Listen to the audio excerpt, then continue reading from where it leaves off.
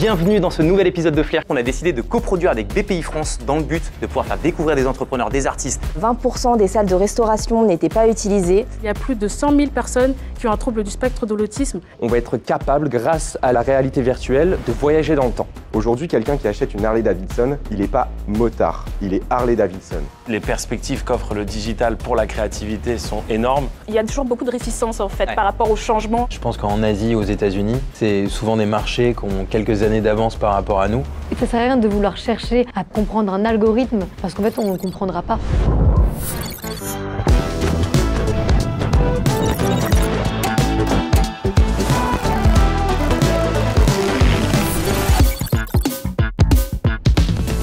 Bonjour à toutes et à tous, j'espère que vous allez bien. Bienvenue dans ce nouvel épisode de Flair. Je suis très content de vous retrouver aujourd'hui. Flair, c'est vraiment un talk show qui est dédié à l'entrepreneuriat. On parle d'entrepreneuriat, on parle de business, on donne des tips, on reçoit des entrepreneurs, des artistes. Et on avait vraiment l'ambition de créer ça avec BPI France et avec Com, mon agence de création de contenu. Et aujourd'hui, on a plein de sujets dont on va parler, mais la grande thématique va être l'industrie culturelle et créative. Avant ça, on va se faire un petit tour de table. Je vous demande un tonnerre d'applaudissements, vraiment tonnerre d'applaudissements pour Ruben Chiche. Ruben, tu es le cofondateur de Follow Agency, une agence spécialisée dans le management de talent, la communication et la création de contenu pour des marques. Tu as monté cette boîte avec 4 boîtes d'enfance en 2016. Exactement. Tu as accompagné plus de 200 marques et tu as géré plus de 1000 campagnes depuis sa création. Est-ce que j'ai juste déjà? Ouais, à quelques milliers près, on va dire. Ouais, quelques milliers près carrément, c'est même pas dizaines, c'est milliers. Ah, pour les campagnes, on en a fait pas mal. C'est vrai? Ouais. Bon, comment tu vas? Très bien, et toi? Eh ben écoute, nickel. L'actu est bonne en ce Très moment chez bonne. Follow? Très bonne. Qu'est-ce que On est vous sur avez sur une bonne dynamique en ce moment, et on a sur le grill, on a encore des campagnes évidemment, du recrutement de nouveaux talents et des nouveaux deals constamment, donc on est ravis. Cool. Eh ben écoute, hyper content d'être avec nous aujourd'hui. On continue le tour de table avec Ophénia, mesdames et messieurs. On applaudit s'il vous plaît. Ophénia, tu es entrepreneuse, tu es créatrice de contenu, tu es sur tous les réseaux, je pense, ever. 6 millions d'abonnés au total. Comment tu vas, Ophénia? Très bien, merci. Ça va, tu as eu pas mal de déplacements cette semaine, j'ai vu. Oui, Ouais. Qu'est-ce que tu beaucoup, faisais de beau? beaucoup. J'ai fait la rentrée scolaire, j'avais fait un concours sur Instagram pour pouvoir les accompagner, pour qu'ils aient plus confiance en eux. Et ensuite, je suis allée à Calais. J'ai été invitée par la fédération du mémorial de l'OTAN C'est trop bien. pour le devoir de mémoire, qui est très important. Et ensuite, je suis allée à Vesoul pour pouvoir jouer au foot pour une association, voilà, pour que les fonds soient reversés. C'était super. Je me suis même retrouvée que le papa de Kylian Mbappé. Ok. Donc j'étais assez choquée. Voilà. Avec lui? Genre Oui, j'ai été dans mon équipe. Ok. Ouais. Donc c'était très Tu l'as cool. appris un peu le foot, c'est bon? Il m'a appris quelques trucs, ouais. Bon, trop cool, hyper content de t'avoir avec nous aujourd'hui. Je continue le tour de table avant qu'on lance la suite. Jennifer, messieurs, dames. Bonjour. Bonjour. Tu es entrepreneur, tu es créatrice de contenu. Tu es notamment sur le sujet des jeux vidéo et de la culture. Je trouve que c'est très cool parce que tu communiques énormément sur LinkedIn. Ouais. Je trouve, je ne sais pas si vous avez beaucoup de vues de créatrices de contenu qui prenaient la parole sur des sujets des jeux vidéo, la création de contenu de jeux vidéo. Sur LinkedIn, je trouve que c'est plutôt des thématiques forcément business. Donc je suis très content de te recevoir. Merci Quelle est l'actu un peu en ce moment, toi, Jennifer? L'actu en ce moment, je me prépare à faire pas mal d'événements dans le jeu vidéo parce que les jeux vidéo ça sort tout le temps. Ouais. L'industrie elle va un peu moins bien en ce moment, mais moi je suis en forme donc j'essaye de faire ce que je veux. Mais en ce moment, voilà, c'est beaucoup d'événements, on prépare du contenu. Je travaille aussi à la radio, donc je parle de contenu gaming, de l'actualité, je fais des analyses. Donc voilà, ça se passe super bien, je suis hyper contente d'être là. Trop cool. Et ben écoute, nous aussi, merci beaucoup. Et on termine ce tour de table avec Théo Eudes. Hello Théo, ça va? Très bien. Et toi? Oui, très bien. Tu es cofondateur d'Hydratis, une entreprise visant à fournir des solutions d'hydratation plus naturelles et efficaces en utilisant les pouvoirs naturels des électrolytes. C'est assez impressionnant. On a eu l'occasion d'échanger il y a peu et donc j'ai goûté. Vous pourrez goûter si jamais vous voulez tester. Je sais que, je ne sais pas si ça vous arrive, mais il y a 75% des Français qui subissent des enjeux de déshydratation, donc genre qui ont de la fatigue, du stress, etc. Et en fait, c'est lié à la déshydratation. Et ça permet aussi de pouvoir mieux faire du sport et que quand tu voyages, quand il fait très chaud, tu prends ça et ça te permet de pouvoir te sentir mieux. Est-ce que c'est bien ça? J'ai listé l'intégralité de ta boîte, je pense. Est-ce que je suis dans le mille ou pas? Ouais, non, exactement. Si tu veux, c'est des solutés de réhydratation. On aura l'occasion d'en reparler, je suis sûr. Et qui sont disponibles en gros en pharmacie et en ligne. Et qui vont toucher en fait tous les moments du quotidien où tout simplement on n'a pas bu assez par rapport à notre besoin. Et c'est aussi simple que ça. J'en mets. Quelles sont les actus un peu du jour? Les actus, cette année, ça a été une année forte en émotions. On doit atteindre les 7000 pharmacies dans lesquelles on est présent. Et on est en grosse phase de recrutement en ce moment. Ok, Donc, voilà. bonne chance. Vraiment, c'est toujours très compliqué. Les amis, on va commencer par parler d'un premier sujet qui va être le déclic. Le moment où vous avez eu ce déclic entrepreneurial, le timing qui fait que vous vous êtes dit « Ok, je vais commencer à me lancer dans l'entrepreneuriat ». Je suis chaud de partager vos points de vue. On peut commencer avec toi, si tu veux, Ophénia. Mon déclic, je pense qu'il s'est fait au deuxième confinement, quand j'ai commencé sur les réseaux sociaux. À la base, j'étais anti-réseau. J'étais vraiment concentrée sur mes études. Et puis, j'avais besoin de bouger. Je suis quelqu'un de très créative. Donc forcément, je me suis mise sur les réseaux sociaux et là, ça a explosé. Et quand j'ai vu l'engouement, je me suis dit, waouh, en fait, je peux en faire quelque chose. J'ai commencé à chercher et je me suis dit, mais en fait, j'ai la possibilité de pouvoir aider les jeunes générations. Il ne faut pas oublier que les jeunes, ce sont les adultes de demain. Donc pour moi, c'était une porte ouverte. Okay. Donc ça a été ça mon déclic. Et ça fait combien de temps du coup que tu crées du contenu? Là, du coup, ça va faire maintenant 3 ans, 2 ans et demi, 3 ans, quelque chose comme ça. C'est ouf, en vrai, 6 millions d'abonnés en 2 ans et demi ou 3 ans. Ça fait 3 ans que j'essaie d'être sur YouTube, j'ai 104 abonnés. Et c'est Mais c'est déjà ça, imagine 104 personnes. C'est pas faux. Quand tu l'imagines comme ça, j'avoue que c'est pas vrai. C'est pas faux. Ok, merci beaucoup Fénia. Je suis chaud on fait des petits ping-pong de desk en desk. Est-ce que tu peux me donner, Théo, toi, le moment où tu as eu ton déclic? Ouais, je pense que le déclic pour moi, c'est en gros, moi j'ai grandi en Australie. Okay. Et je travaillais à l'époque, en gros, dans la nutrition et l'alimentaire. Et on s'est rendu compte que, en fait, ça n'existait pas du tout, les solutions de réhydratation en France, alors qu'en Australie, en fait, c'est même pas une question. C'est quelque chose qui est dans les mœurs depuis des dizaines et des dizaines d'années. Et en fait, en faisant, tout simplement, en montrant ou en faisant goûter aussi à des Français, tout le monde était en train de se dire « mais c'est génial, c'est incroyable » et en redemander. Et en fait, ça a été un peu le déclic pour nous de se dire « ok, il y a vraiment un énorme potentiel sur ce projet » et de s'intéresser et de creuser et après de faire toutes nos recherches autour de cette thématique qui est en fait hyper riche pour se dire voilà, on va s'y mettre à fond, arrêter nos CDI et juste voilà, faire que ça. Merci. Et toi, du coup, Jennifer, c'était quoi le moment où tu as eu le déclic? Moi, je pense que le déclic, je l'ai eu en fait en 2020. Okay. Parce que donc moi, je suis une gameuse, hein, je joue depuis mon enfance. Et en fait, j'ai lancé un blog en 2020 et je me suis dit, bon, je vais parler un peu de gaming parce que j'en avais jamais parlé avant, en fait. Et tout simplement, je me suis dit, tiens, j'aimerais bien avoir d'autres perspectives. Et j'ai lancé un appel à témoignages sur Facebook à l'époque. Okay. Pour recevoir des témoignages de femmes, en fait, qui jouaient aux jeux vidéo. Et quand j'en ai reçu, elles m'ont toutes expliqué qu'elles avaient vécu à peu près la même chose que moi. Okay. C'est-à-dire qu'elles ont malheureusement subi le fait, les remarques sexistes quand tu joues aux jeux en ligne et la toxicité en fait tout court quand tu joues aux jeux en ligne quand tu es une femme. Et donc c'est ce qui m'a poussée en fait à me dire ok, en fait je suis pas du tout seule, il y a d'autres personnes qui vivent la même chose et je trouvais qu'on n'en parlait pas assez. Et donc c'est comme ça que je me suis décidée à d'abord lancer mon asso Afro Gameuse qui travaille justement pour voir plus de mixité, plus de diversité dans le monde du jeu vidéo et ensuite d'entreprendre en fait spécifiquement pour aider justement les développeurs à créer des histoires où on se verra plus de représentation en fait, voir plus de personnes qu'on n'a pas l'habitude de voir représentées dans ces milieux-là et qu'elles soient représentées de manière plus authentique, avec moins de stéréotypes, parce que malheureusement aujourd'hui, le monde du jeu vidéo, pour ceux qui les font, les créateurs, la population des développeurs est très homogène encore. Donc je pense qu'il faut encore la diversifier et c'est ça qui fait que depuis, je me suis donné comme mission de changer le game, quoi, simplement. C'est beau. Pas mal comme jeu de mots. C'est ma punchline. J'adore, j'aime beaucoup. Non, très cool. Et juste, pourquoi LinkedIn? Je trouve que c'est intéressant en 2 secondes, après on passe à la suite. Est-ce que c'est vrai que LinkedIn, encore une fois, c'est vraiment un réseau plutôt pro sur lequel tu parles plutôt de business que la thématique du jeu vidéo, même si c'est un business à part entière en soi. Mais qu'est-ce qui fait que tu t'es dit que tu allais sur LinkedIn? Au départ, en fait, c'est tout simplement... J'étais déjà sur LinkedIn à la base parce que je travaillais dans des boîtes dans la tech, j'ai bossé aussi chez Ubisoft. Et en fait, quand tu grandis dans des environnements corporate, on te dit, il faut communiquer sur LinkedIn, etc. Donc pour moi, c'était évident que j'allais être là-dessus. Et puis en fait, finalement, mes clients en fait sont sur LinkedIn. Parce que je fais beaucoup de business aussi derrière parce que je dois contacter les développeurs, mais les décisionnaires finalement. Donc eux, ils sont sur LinkedIn et c'est là-bas que je trouve beaucoup de clients et aussi un peu Instagram. Ok, trop cool. Merci beaucoup. Et on termine le tour de table avec toi, Ruben. Dis-nous, quel a été ton déclic? Alors moi j'ai eu un déclic, je pense en 2 temps. Premier déclic de l'entrepreneuriat, c'est de se dire que j'avais pas envie forcément d'avoir un patron, d'avoir les règles, etc. Je pense que il y a beaucoup de personnes qui sont dans ce système-là. Et en fait, j'ai eu le déclic sur l'influence. Moi, j'avais une première marque de chapeaux et casquettes avec un associé à moi, Nathan. Et en fait, on faisait un partenariat avec l'Energy Music Award. Et on avait le droit de mettre nos chapeaux dans les loges des artistes. Et en fait, un jour, il y a eu Justin Bieber qui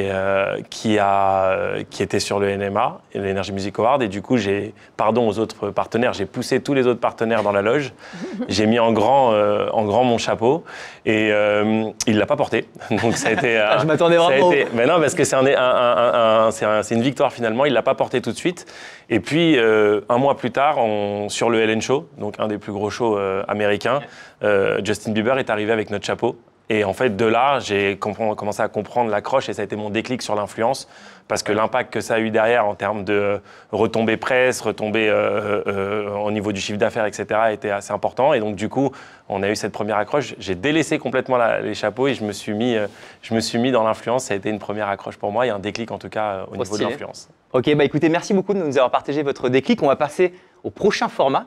Mais juste avant ça, n'oubliez pas de liker, de commenter, de vous abonner et n'hésitez pas à poser des questions ou même nous partager vos profils si jamais demain vous avez envie de participer à cette émission. On va passer au prochain format, c'est le format La Bonne Dose générique.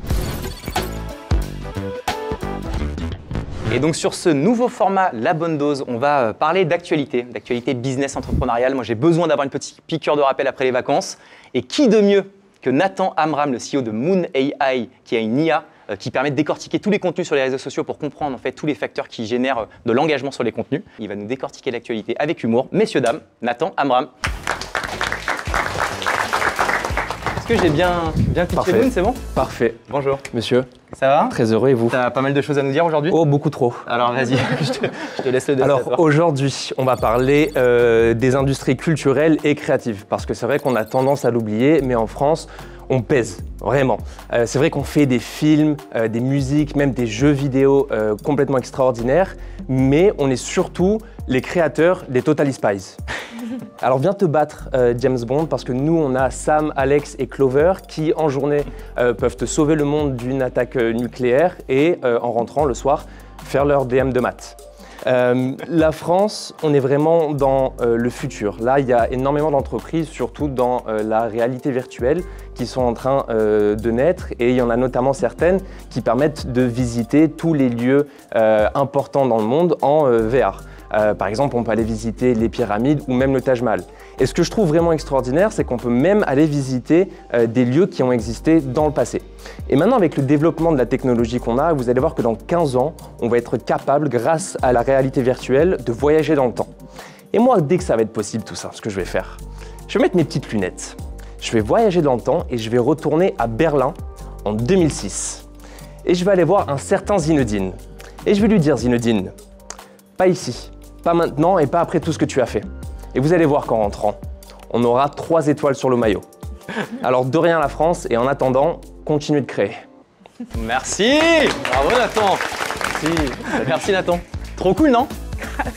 On va passer au prochain format. Est-ce que vous êtes prêts à recevoir des entrepreneuses qui vont venir nous parler de leur projet? Alors, ça peut être un projet, ça peut être une entreprise qui fait déjà plusieurs dizaines, centaines ou même millions d'euros. Mais l'idée de ce format, ça va être de pouvoir les aider. C'est le prochain format générique. Sur ce nouveau format, maintenant que jamais, donc encore une fois, on va recevoir une entrepreneuse.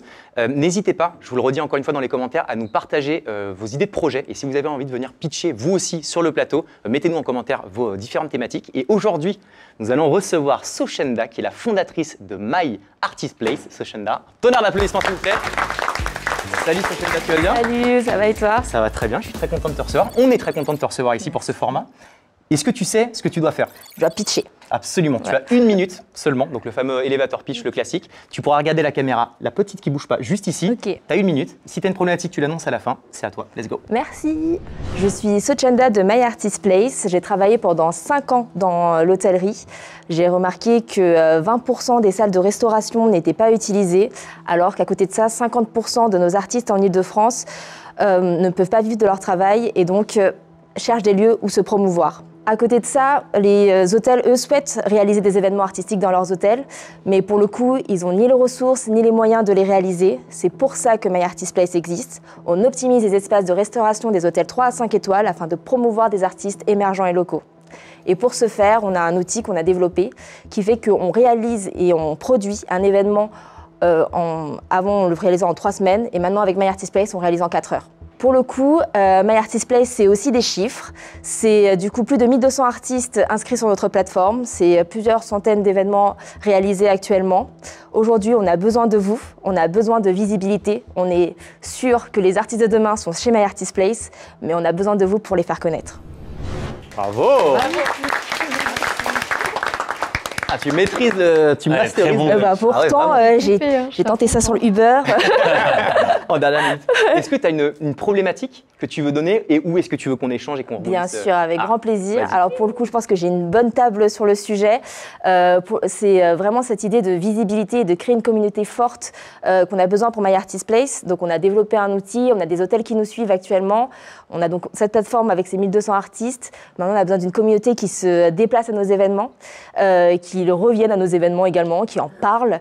On est actuellement sur Paris principalement. Et donc la question est comment créer une communauté forte, engagée, qui permet à ce que My Artist Place soit visible. Énorme, très grosse question. Qu'est-ce qui veut commencer? Je me mets à côté de toi. Qu'est-ce qui... Voilà, vas-y. Alors moi, je suis déjà très... personnellement, je trouve ça exceptionnel de mettre en avant et en lumière des artistes qui sont pas trop connus avec des lieux, c'est important. Moi, à titre personnel, je suis associé sur un lieu festif à Paris qui s'appelle la Barba Negra et où on met en avant des artistes aussi très peu connus sur ce lieu festif, donc je trouve ça très intéressant.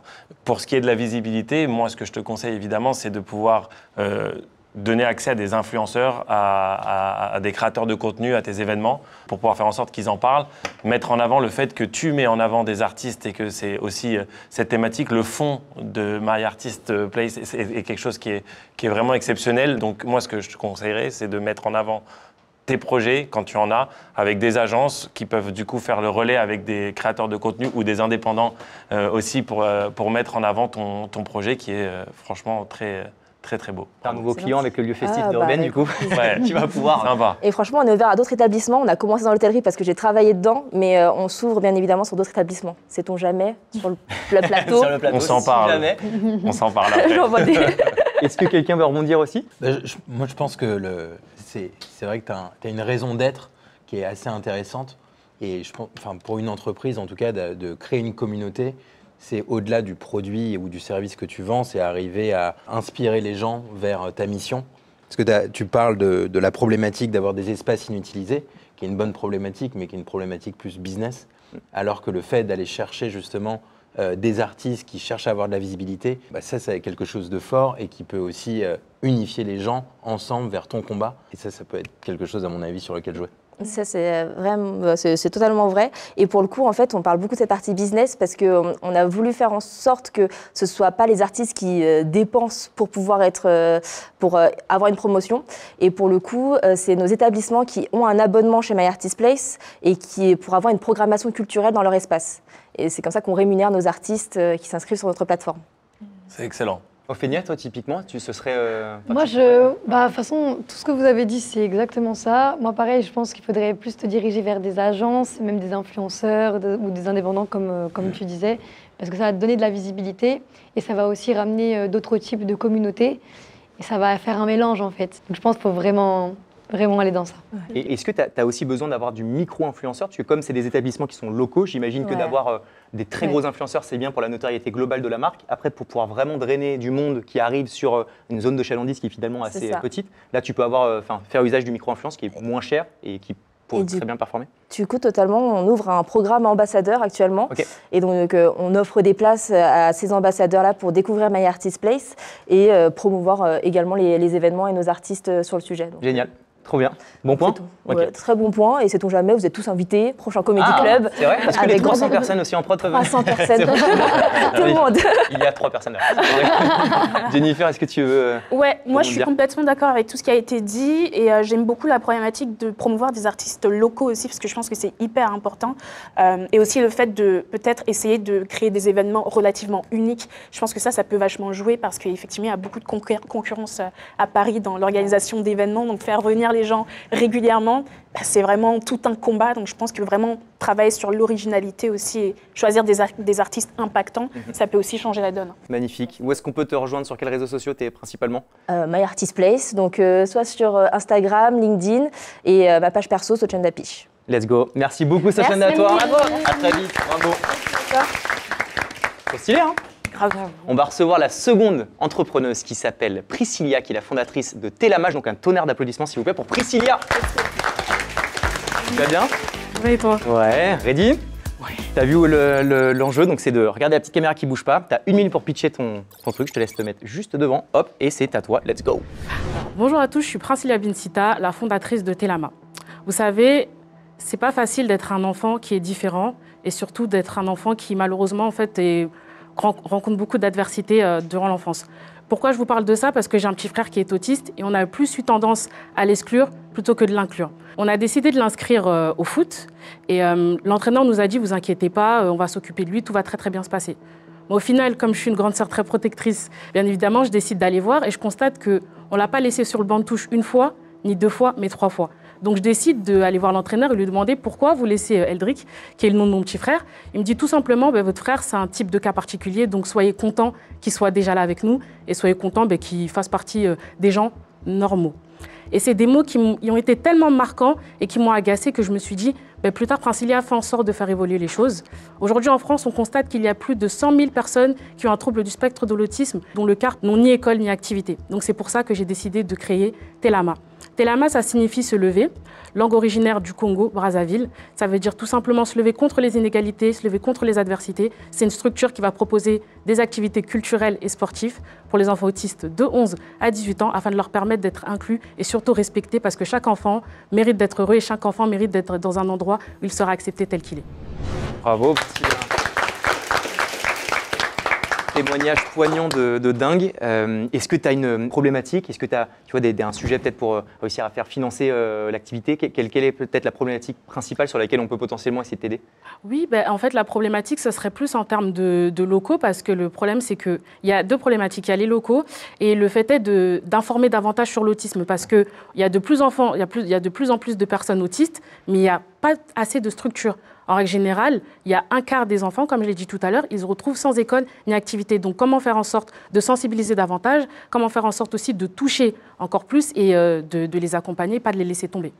Donc là, il y a aussi une question de prendre la parole et que des créateurs et des créatrices qui ont une vraie communauté puissent porter les bons messages et faire bouger les choses. Quelqu'un veut rebondir et commencer à... Ouais. Moi, je pense qu'au-delà des créateurs de contenu, tu as une histoire qui est incroyable. Ouais. Et en fait, je pense que tu incarnes tellement Télama que en fait, tu devrais vraiment axer aussi beaucoup de ta communication et accentuer ton personal branding, que ce soit sur LinkedIn, etc. Parce qu'aujourd'hui, tu incarnes quelque chose et c'est un combat qui est, moi, qui me touche personnellement et je trouve ça exceptionnel. Et je pense que comme toi, il n'y a pas assez de choses qui est fait en termes même de communication sur l'autisme et sur les enfants autistes, etc. Et je trouve qu'aujourd'hui, il y a un vrai enjeu de faire savoir concernant ce problème-là et ce phénomène-là. Et aujourd'hui, c'est quelque chose qui doit passer par les réseaux sociaux, être relayé. Et à l'heure de l'influence engagée, je trouve qu'il y a énormément de créateurs de contenu. Et chez nous, Follow, moi, je m'engage à ce que tu viennes pitcher ton entreprise auprès de mes créateurs de contenu parce que je trouve ça incroyable. Et aujourd'hui, à l'heure de l'influence engagée, je pense que tu trouverais une caisse de résonance assez importante auprès des créateurs de contenu. Alors, merci à toi, Romain, déjà avant, parce que c'est trop cool de laisser l'opportunité, vraiment. C'est sincère. Merci, c'est gentil. Trop cool. Est-ce que vous voulez rebondir? Moi, j'avais une question, ouais. si possible. Comment est-ce que ça se passe justement l'accueil des enfants autistes dans les structures où ils vont pouvoir faire des événements? Est-ce qu'il y a une concertation avant pour s'assurer que justement ils sont bien accueillis dans ces cadres-là? Alors, pour mon cadre, en tout cas, c'est vrai que ce qui est bien, c'est que les personnes qui vont tenir les ateliers ont déjà travaillé avec des enfants ayant un trouble du spectre de l'autisme. Donc, ça permet à la fois de rassurer l'enfant et aussi les parents parce que, comme nous, en fait, ils déposent l'enfant, mais ils ne savent pas en fait qu'est-ce qui va se passer concrètement. Donc, c'est vrai que c'est plus cet aspect-là en fait que j'essaye de mettre en avant parce que les IME, qui sont des instituts médico-éducatifs, forcément, eux, ils ont un rôle éducatif, mais dans le reste, ils ne peuvent pas faire grand-chose. Donc, ils ont besoin d'appui, ils ont besoin de soutien. Quand tu dis que tu cherches des locaux, c'est des locaux... Qu'est-ce que tu entends par locaux concrètement? En fait, c'est les locaux PMR, ERP. En fait. Le problème, c'est quoi? C'est que moi, je veux me positionner dans un premier temps à Montigny-le-Bretonneux parce que j'habite à Trappes. C'est quoi PMR, ERP? Personne à mobilité réduite. Okay. Donc, c'est vrai que j'aimerais me positionner sur Montigny-le-Bretonneux. Le hic, c'est qu'il y en a, mais pas à ces normes-là. Donc, je suis obligée de chercher. Et c'est vrai que là, comme j'ai pu obtenir ma commission il y a quelques temps, j'attends justement de pouvoir commencer parce que les associations attendent ce lancement-là. Donc, c'est plus cette difficulté-là que je rencontre, si je puis dire. Mais après, bon, comme vous l'avez très bien dit, il faut chercher, quoi. Franchement, moi, ça me touche énormément. Et moi, je serais même partante pour te faire monter sur un de mes lives.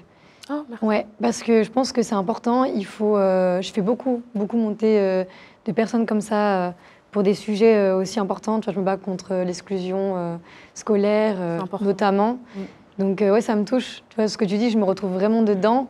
Ouais, je serais pour. Je pense on discutera après parce que je pense vraiment que je peux faire quelque chose. Merci. Priscilla, t'es pas venue pour rien. Merci Ophénia, c'est adorable de te dire. Un immense merci à toi, Priscilla. Merci on peut te retrouver vous. sur tous les réseaux. Encore bravo pour ce que tu fais. Salut Priscilla. Salut. Merci à vous, c'est trop cool vraiment de donner de l'aide. Normal. On va passer à la suite. On va rester dans la thématique du conseil. On va faire venir un entrepreneur qui va nous partager de l'information sur un sujet bien particulier qui est comment créer une marque qui se démarque dans un marché compétitif. Donc réussir à faire la différence. Pour ça, on va, avant d'appeler le Jules l'entrepreneur, je vais balancer quand même un petit générique. Pour ce prochain format coup de pouce, comme je vous ai dit, on va recevoir un entrepreneur qui va donc nous parler de son expertise, de sa zone de génie. Je le connais un petit peu puisque c'est le fondateur d'Hydre, une boisson qui a été partenaire pour nos 5 ans avec Com il y a peu. On s'en rappelle un petit peu. Mais s'il y a un tonnerre d'applaudissements pour Jules, s'il vous plaît. Hello Jules. J'ai eu un petit peu mal à la tête le lendemain de soirée, ça va? Ça va et toi? Ça va nickel. Désolé. Hein. Jules, non, écoute, c'était très bon, donc ça va. Jules, tu vas nous parler d'un sujet. Donc, c'est comment réussir à créer une marque qui permet de se démarquer dans un marché compétitif. C'est un sujet très macro, je pense qu'il va tous nous parler. Je te laisse, tu peux te mettre au milieu, regarder la caméra, juste là. C'est parti. Super, merci. Alors, le premier conseil que j'ai envie de vous donner, c'est créer une vision unique. Votre vision, c'est votre boussole. C'est ce qui va définir ce que vous faites et pourquoi vous le faites. Une marque, ça doit avoir des valeurs qui résonnent avec leurs consommateurs. Si je vous dis dépassement de soi, vous allez me dire Nike. Si je vous dis esprit d'aventure, exploration, il y a de grandes chances que ce soit The North Face. Le deuxième conseil que j'ai envie de vous donner, c'est créer une expérience de marque globale. Une marque, c'est bien plus qu'un logo, qu'un produit. Ça doit être une expérience complète. Et chaque point de rencontre avec vos clients doit être réfléchi. Par exemple, Red Bull, à travers leurs événements sport extrême, leur contenu sur les réseaux sociaux, leur chaîne Red Bull TV, ils ont créé un univers qui est hyper immersif. Et chaque interaction, c'est pensé pour renforcer l'idée d'adrénaline. Créer de l'émotionnel avec votre audience. Aujourd'hui, les marques qui cartonnent, c'est celles qui arrivent vraiment à établir cette connexion émotionnelle avec leur audience. Harley-Davidson, ils vendent bien plus que des motos. Ils vendent un sentiment de liberté. Aujourd'hui, quelqu'un qui achète une Harley-Davidson, il n'est pas motard, il est Harley-Davidson. Et c'est ce que vous devez essayer de faire. Oh, bravo Jules. Stylé. On va passer, les amis, sur le dernier format déjà. Je sais que vous êtes tristes, mais c'est déjà le dernier format. C'est le format, le plus gros des formats. Je balance un petit générique et je vous explique. Générique. Du coup, sur ce dernier format, le format Flair Play, j'ai vraiment du mal à le dire, c'est très dur, c'est en gros le débat du jour. Et aujourd'hui, donc vous le savez, on est sur un épisode qui est dédié aux industries culturelles et créatives. Et je vais vous poser une question qui va ouvrir le débat, à vous ensuite d'échanger, d'itérer et de partager vos points de vue. La question c'est, à votre sens, est-ce que la création et le digital est le mariage parfait ? Je vous laisse l'interpréter, la digérer à votre sens. Je peux vous orienter si vous avez besoin. Ruben, je te sens, vas-y, chaud. Ouais, non, pour moi, c'est les deux faces d'une même pièce. En fait, aujourd'hui, c'est au-delà de la complémentarité, je pense que c'est la créativité et le digital se nourrissent l'un et l'autre. Aujourd'hui, les perspectives qu'offre le digital pour la créativité sont énormes. Les plateformes de jeux, de créativité, enfin de digital aujourd'hui permettent à la créativité de s'exprimer librement. Et je pense que c'est vraiment, alors mariage parfait, je ne sais pas, mais en tout cas, c'est pour moi une complémentarité très très forte. Est-ce que vous pensez même que c'est un indispensable, ouais ? Non, je ne pense pas que c'est un indispensable. En fait, je pense qu'il faut savoir où on va. Ça dépend de nos objectifs. Si notre objectif, c'est d'être mis en avant, de pouvoir, je ne sais pas, par exemple, faire, on va dire, exploser une marque, dans ces cas-là, oui, le digital est très, très important. Par contre, si le but, c'est vraiment de créer pour soi, de pouvoir faire plutôt du dépassement de soi, le digital n'aura pas forcément un grand impact. Tout dépend de l'objectif. Qu'est-ce que vous en pensez, Théo, par exemple, typiquement, toi, avec un produit physique comme le tien, à quel point le digital aide pour pouvoir développer son activité, son entreprise ? Non, mais je pense que c'est essentiel et nous on a vraiment une marque qui est à la fois très physique parce qu'on se retrouve en pharmacie et on est aussi très digital et c'est ce qui permet, et surtout au démarrage, nous a permis de nous faire connaître parce que quand on n'a pas accès en tant que petite marque à la télé ou à la radio ou à des médias qui sont un peu plus traditionnels, en fait le digital permet de nous faire connaître à une petite audience et de petit à petit grossir. Donc les deux travaillent ensemble et l'un pour l'autre. Et aujourd'hui, on a même des clients qui nous retrouvent en pharmacie et après vont pouvoir aller en ligne. ou surtout l'inverse, nous découvrent en ligne et après vont le retrouver en pharmacie physiquement. Et il y a le digital à la fois pour mettre en avant son produit, son service, mais il y a aussi le digital pour son soi. On voit de plus en plus que le personal branding des entrepreneurs ont vraiment un impact dans le développement de certaines entreprises, notamment quand on veut commencer à se lancer et à scaler un petit peu. À quel point est-ce que, par exemple, toi, Jennifer, tu as travaillé ton image sur le digital pour pouvoir réussir à faire grossir ton entreprise? Moi, j'ai compris que finalement, mon travail, il est très en lien avec le personal branding et l'image que je renvoie. En tout cas, c'est ce qu'on m'a conseillé en fait quand j'ai commencé. C'est-à-dire, typiquement là, aujourd'hui, bon, j'ai pas le physique que j'ai habituellement parce que je fais de longues tresses argentées et je sais que les gens me reconnaissent généralement à cause de ça. Là, j'ai pas eu le temps, malheureusement.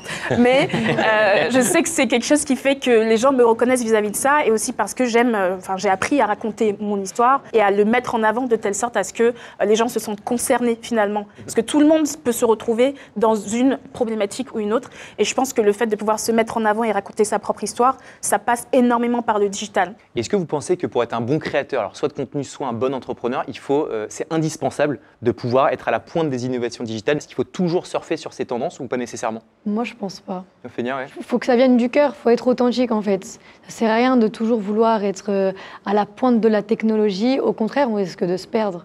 On risque de vouloir trop bien faire, être trop perfectionniste. Au final, on perd un peu cette authenticité. Et je le vois beaucoup chez des créateurs justement qui avant étaient très authentiques et aujourd'hui veulent faire un peu comme tout le monde, vont aller chercher. Et au final, ils perdent leur essence. Je trouve ça dommage. Être toujours en perpétuelle remise en question de sa création de contenu, c'est important aussi parce que finalement, on voit qu'il y a quelques années, la photo était l'outil principal et le moyen principal pour communiquer. Et on voit que ça a tourné sur de la vidéo, sur du format long avec YouTube, puis du format très court aujourd'hui avec TikTok.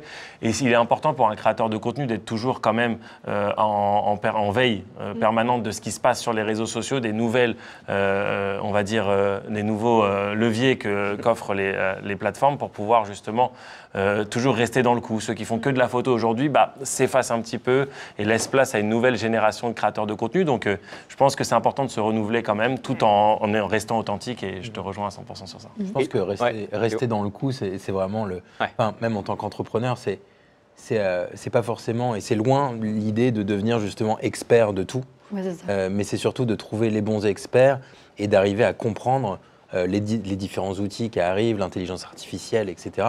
Et pour pouvoir les intégrer dans l'entreprise si besoin, s'il y a vraiment un intérêt. Mais on ne va pas se forcer à le faire si on sent que c'est complètement contre nature aussi. Donc je pense que c'est un équilibre et c'est surtout rester curieux en tant qu'entrepreneur à regarder tous les différents aspects, tout ce qui se passe. Et voilà. Mais attention de ne pas tomber sur... Moi, j'ai toujours la phobie du... vous savez, à l'époque, ils sont arrivés avec les sites internet. Tu avais les mecs qui avaient leur boutique qui ne voulaient absolument pas être sur un site internet parce qu'ils disaient bon, voilà, laisse tomber. Aujourd'hui, si tu n'as pas un site internet ou une page Instagram, c'est très compliqué d'exister, je pense. Et aujourd'hui, c'est vraiment en ça que je dis il faut toujours rester curieux, toujours faire de la veille et pas prendre forcément les innovations comme quelque chose de très lointain. Il faut pousser la curiosité un peu plus loin. Et peut-être, juste, et je te donne la parole, Jennifer, gardez aussi en tête que sur chaque grosse innovation comme il y a clairement, il y a toujours une espèce de phase qui fonctionne, c'est l'interrogation, la remise en question, puis finalement l'adaptation. Et puis après, en fait, on le fait, tu vois, de la même manière qu'un site ou Internet, où les parents disaient « Attends, vous êtes fous, on va tous mourir ». Finalement, allez, Internet, tout le monde s'en sert. De la même manière que l'IA le fera, peut-être pas, mais en tout cas d'être à jour pour pouvoir surfer ou non par cohérence par rapport à son produit, je pense que c'est un essentiel. Pas finir aussi à la traîne et désuet comme certaines entreprises. C'est clair. En fait, il faut se faire mal psychologiquement pour se dire, il ne faut pas avoir l'attitude du papa ou de la maman qui disait « c'est pour les vieux, c'est un traumatisme. Pour les jeunes ». Exactement. Tu sens le vécu ou pas? Moi, je le sens. Tu voulais rebondir sur... Ouais, je suis d'accord avec ça. Je pense qu'il y a toujours beaucoup de réticence en fait par rapport au changement. C'est toujours... les gens se tâtonnent un petit peu et ils ont très peur de passer à la suite alors que l'histoire nous prouve qu'on peut le faire et on y arrive. Et je pense que de l'autre côté, il faut aussi voir les innovations comme une opportunité en fait. Typiquement, on parlait des nouvelles plateformes. Moi, je suis sur Threads parce que je regarde ce qui se passe, j'écris un petit peu. Mais je pense qu'il faut le voir comme, typiquement, sur ce compte-là, sur cette plateforme, je cartonne fonctionne pas tant que ça, peut-être que sur l'autre, ça va mieux me convenir dans ma manière de fonctionner, aussi dans ce que je recherche dans mes objectifs. Donc je vais aller regarder ce qui se passe du côté de Threads, du côté de Blue Sky. Sur LinkedIn récemment, les vidéos format short sont arrivées aussi. Donc en fait, c'est plein de choses comme ça qui te permettent de dire, ah bah tiens, moi je fais du contenu court sur telle plateforme, peut-être que je peux me rediriger vers une autre pour voir si ça va fonctionner là-bas. Donc je pense qu'il faut vraiment garder un esprit ouvert quand on est entrepreneur. Et le digital, l'innovation dans le digital aide beaucoup à ça. C'est clair. Et puis de toute façon, de manière générale, ne pas être, de chercher l'innovation, d'être curieux, ça permet aussi de s'éviter d'être dépendant d'une plateforme, d'une seule innovation, qui fait que quand ça passe finalement et qu'il y a de nouveautés qui arrivent, de pouvoir quand même être à la page et pas dépendant d'une plateforme, d'un outil ou d'une innovation. Puis surtout, si je peux me permettre, les plateformes aujourd'hui, elles sont, en fait, on les contrôle pas. Et je pense qu'il y a beaucoup de créateurs aujourd'hui qui essayent de comprendre l'algorithme d'une plateforme pour pouvoir percer, mais ça marche pas comme ça. Et il y a des tout le temps. Exactement, il y a des jours où on va faire de moins bonnes stats, mais ça ne dépend pas du contenu. Le contenu, on peut le poster sur une autre plateforme, il va exploser sur l'autre plateforme. Donc, en fait, ça ne sert à rien de vouloir chercher à percer, à comprendre un algorithme, parce qu'en fait, on ne le comprendra pas. Il faut juste poster, essayer de s'adapter à chaque fois, tester plusieurs plateformes, voir ce qui nous correspond le mieux, et puis se lancer, quoi. Et peut-être pour terminer, est-ce qu'en termes de format, typiquement le live, le direct, est-ce que selon vous, c'est pas l'axe, le sujet sur lequel aller? Vous en pensez quoi du live? Moi, je ne m'y connais pas trop, mais je regarderai ce qui se passe à l'étranger. Parce que je ne suis pas expert, mais je pense qu'en Asie, aux États-Unis, c'est souvent des marchés qui ont quelques années d'avance par rapport à nous. Et donc, si ça marche là-bas, il y a de fortes chances qu'en France, ça soit la même chose. Tu as souvent 3 à 5 ans un delta, mais que ça arrive Il y a le live stream qui est très présent sur les plateformes aujourd'hui, notamment TikTok et Twitch, etc. Mais c'est vrai qu'on a le live shopping qui vient à la base d'Asie, qui commence à se développer de plus en plus en France aussi, on le voit. Et c'est aussi ça, la nouvelle influence aussi, et sur des différents leviers. Mais pour le coup, je te rejoins, mais c'est comme les émissions en direct. Le live stream, c'est quelque chose sur lequel on ne peut pas mentir, où il y a il y a des vraies réactions, il se passe quelque chose. Donc les gens ont plus envie de regarder. Et d'un autre côté, c'est plus risqué pour les gens qui le pratiquent. Donc c'est intéressant. Clairement, potentiellement, cette émission sera peut-être en live un jour. Franchement, je l'aimerais beaucoup. J'ai été hyper content d'être avec vous aujourd'hui. J'espère que vous avez pris plaisir, que vous avez partagé de l'information, que vous avez découvert des entrepreneurs de dingue. N'oubliez pas de vous abonner, de liker, de nous donner de la force, bien entendu. Et on va terminer cette émission sur une petite note musicale. On aime beaucoup, avec BPI France, on avait vraiment l'ambition de se dire qu'on allait mettre en avant des entrepreneurs et aussi des artistes. Donc du coup, on va terminer cette émission avec une petite note musicale. Un immense merci à vous. Je suis très content de vous avoir reçus. Et puis, on se dit à très vite pour un prochain épisode. Salut tout le monde. Merci encore.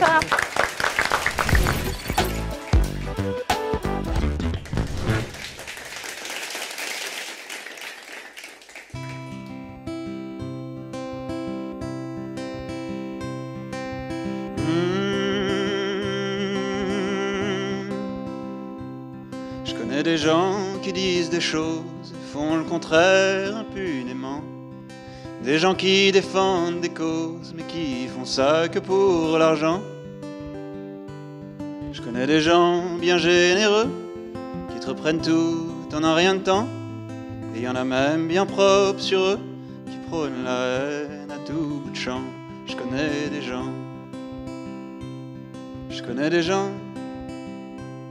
Je connais des gens, c'est pas les mêmes, au dehors, au dedans. Je connais des gens, ferait bien de se taire, on serait pas plus mal pour autant. Je connais des gens qui disent je t'aime, sont pas fidèles pour un sou. Des gens qui aiment pas le système et qui font rien bouger du tout. Je connais des gens qui se disent honnêtes, qui te vendent des trucs dont t'as pas besoin. Et y en a même qui se disent poètes. Ça me fait rire, mais je dirai rien. Je connais des gens. Je connais des gens. Je connais des gens, c'est pas les mêmes, au dehors, au dedans. Je connais des gens, ferait bien de se taire, on serait pas plus mal pour autant. Je connais des gens, je connais des gens. Je connais des gens, je connais des gens. Je connais des gens, c'est pas les mêmes, au dehors, au dedans. Je connais des gens, ferait bien de se taire, on serait pas plus mal pour autant. connais des gens.